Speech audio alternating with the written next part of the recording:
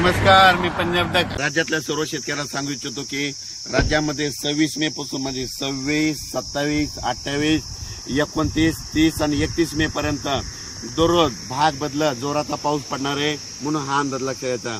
काही ठिकाणी मुसळधार पडणार आहे, काही ठिकाणी अति मुसळधार पडणार आहे, कुठं रिमझिम पडणार आहे। राज्यात सगळीकडे म्हणजे चारही विभागामध्ये म्हणजे पूर्व विदर्भ, पश्चिम विदर्भ, दक्षिण महाराष्ट्र, उत्तर महाराष्ट्र, कोकण पट्टी, खानदेश, मराठवाडा सगळीकडे पाऊस पडणार आहे म्हणून हा अंदाज लक्षात घ्यायचा। आणि योगायोगानं तुम्हाला एक सांगू इच्छितो, सगळ्याची आनंदाची बातमी, केरळला मान्सून दाखल झालेला आहे आणि आणखीन 2 दिवसात आपल्या महाराष्ट्रात देखील दाखल होईल। शेतकऱ्यांसाठी ज्यांचं शेत दुरुस्त करायचं त्यांच्यासाठी परत एक आनंदाची बातमी, 1 जून नंतर 1 जून ते 7 जून पर्यंत असं चांगलं कडक सूर्यदर्शन होणार आहे। 1 जून ते 7 दरम्यान पाऊस काय येणार नाही, मोठा काही चिंता करायची गरज नाही। त्या 1 जून पासून काय करा, तुम्ही संपूर्ण शेताची कामे आटपून घ्या आणि ज्यांचं रान तयार आहे तर तुम्ही पेरू शकता। म्हणजे जमिनीमध्ये ओल खूप आहे, जवळपास आम्ही हातभर ओल गेलेली आहे आणि पाहू शकता। पण राज्यातल्या ज्यांचं शेत तयार आहे तर तुम्ही कापसाची लागवड करू शकता। तुम्ही तुमचा निर्णय स्वतः घ्या, पेरायचं असेल तर पेरा, जमिनीतली ओल तपासा, तुम्ही तुमचं पेरू शकता।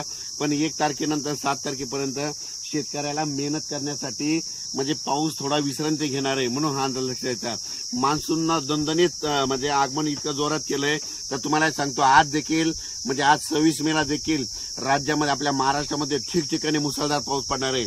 मुंबईला देखील अतिवृष्टी होणार आहे, नाशिक देखील अतिवृष्टी होणार आहे।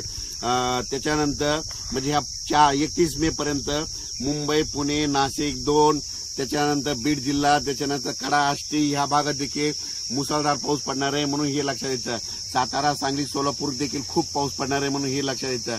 म्हणजे सांगायचं झालं तर जिल्ह्याच्या सगळ्याच भागामध्ये प्रत्येक नदीला, वड्याला पाणी येईल असा, गुडघ्या इतकं पाणी येईल असा राज्यात पाऊस पडणार आहे म्हणून हा अंदाज लक्षात येतं।